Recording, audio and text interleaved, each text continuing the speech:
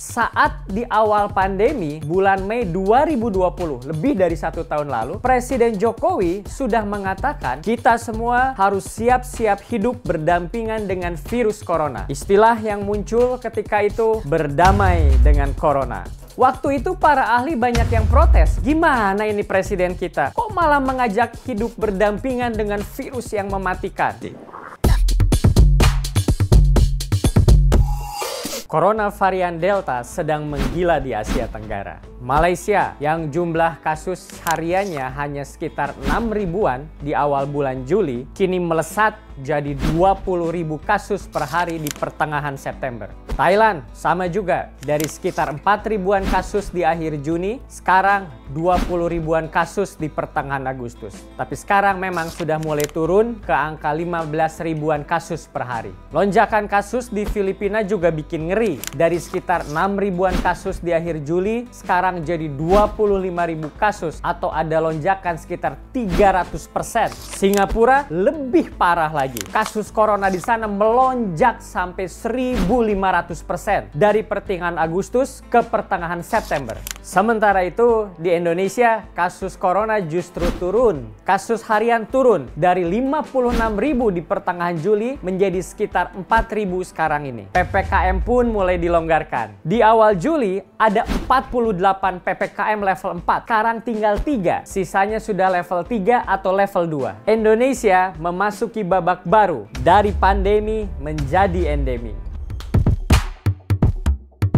Hidup berdampingan dengan COVID. Apakah mungkin? Seperti yang sudah kita tahu, Presiden Jokowi adalah seseorang yang sangat visioner. Saat di awal pandemi, bulan Mei 2020, lebih dari 1 tahun lalu, Presiden Jokowi sudah mengatakan kita semua harus siap-siap hidup berdampingan dengan virus corona. Istilah yang muncul ketika itu berdamai dengan corona. Waktu itu para ahli banyak yang protes. Gimana ini presiden kita? Kok malah mengajak hidup berdampingan dengan virus yang mematikan? Misalnya saja ada seorang pakar epidemiologi dari universitas mengatakan sebagai berikut kepada media. Kita bacakan. Pernyataan bahwa virus corona bisa menjadi penyakit endemik pada manusia sangat kontroversial. Apalagi menyamakannya dengan penyakit HIV AIDS. Meskipun kasus asimptomatik cukup tinggi yaitu 20-40% di kalangan usia muda, saya yakin COVID-19 tidak akan menjadi penyakit endemik. Ada pakar epidemi lain lagi dari Universitas Indonesia, Bapak Pandu Riono mengkritik kebijakan pemerintah. Katanya sebagai berikut. Indonesia dalam menghadapi pandemi tidak punya rencana jangka panjang, tidak punya rencana apa yang akan dilakukan, tidak punya target, tidak punya objektif, termasuk untuk mengubah perilaku. Itu tidak ada rencana.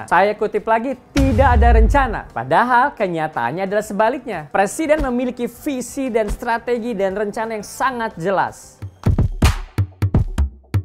Jadi apa strategi Presiden Jokowi? Strategi tergantung tujuan. Jadi untuk tahu strategi Jokowi, kita harus tahu dulu apa yang menjadi tujuan Jokowi untuk mengatasi pandemi ini. Selama pandemi kita sering melihat perdebatan antara pakar, pemerintah, dan masyarakat. Bahkan perdebatan sesama ilmuwan atau pakar tidak kalah serunya. Misalnya, lockdown atau tidak, vaksin berbayar atau gratis, kapan masker bisa dilepas atau harus selalu dipakai, testing yang efektif berapa banyak, obat apa yang paling efektif. Dari setiap perdebatan ini sebetulnya bukan soal vaksin, bukan soal masker, testing, atau obat-obatan yang jadi permasalahannya. Semua perdebatan ini muncul karena kita tidak memiliki tujuan yang sama. Setiap tujuan yang ingin dicapai memiliki konsekuensi kebijakan yang perlu diambil. Saya kasih contoh. Misalnya, jika kita ingin zero COVID, artinya sama sekali tidak ada penyebaran COVID, maka kebijakan yang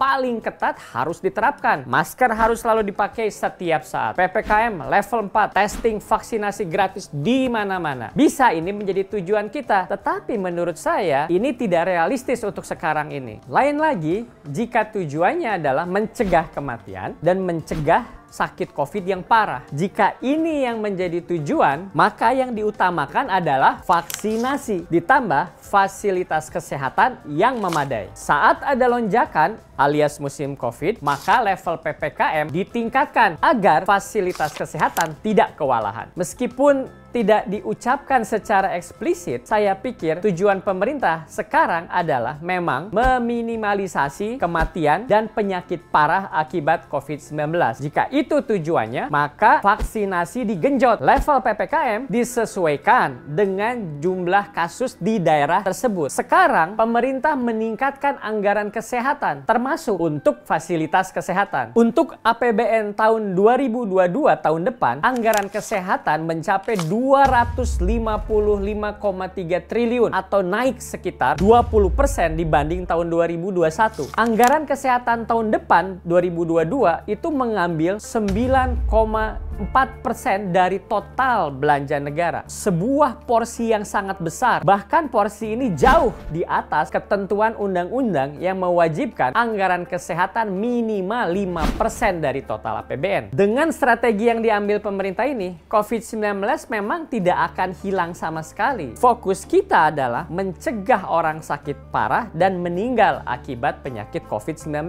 Itulah strategi Jokowi, menjadikan COVID dari pandemi menjadi endemi, atau istilahnya menjadi penyakit musiman, menekan angka kematian dan yang sakit berat akibat COVID-19.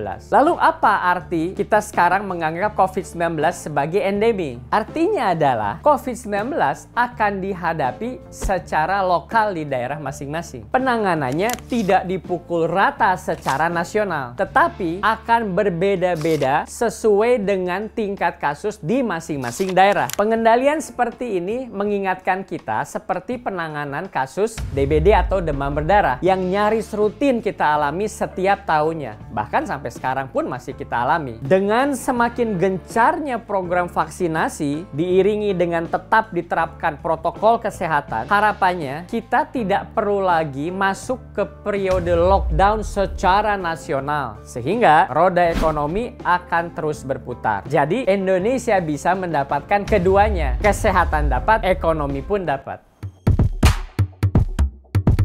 Titik cerah dari pandemi COVID mulai tampak di ujung sana. Hingga minggu kedua September ini, sekitar 1,3 juta dosis vaksin berhasil diberikan setiap harinya. Setiap hari. Sekitar 26% penduduk Indonesia sudah mendapatkan setidaknya 1 dosis vaksin. Dan sekitar 15% sudah mendapatkan dosis kedua vaksin. Ini adalah kabar gembira. Namun, kita tentu tidak boleh lengah. Perjuangan untuk mendapatkan vaksin belum berakhir. Kita harus terus mencari vaksin. Demikian juga dengan bergulirnya program vaksinasi. Masih banyak yang harus divaksinasi di seluruh Nusantara. Semuanya masih berjalan. Kita masih belum tahu pasti ke depannya akan seperti apa. Bisa saja muncul varian baru dan bisa saja muncul krisis baru yang sulit diprediksi. Semua itu masih mungkin terjadi. Maka itu yang penting sekarang, kita tetap harus memperhatikan rambu-rambu aturan yang sudah ada. Dan kita harus bersama-sama sebagai bangsa bergotong royong, berkolaborasi menghadapi krisis ini. Masih banyak hal yang tidak pasti, namun yang sudah di depan mata kita sekarang adalah kita hidup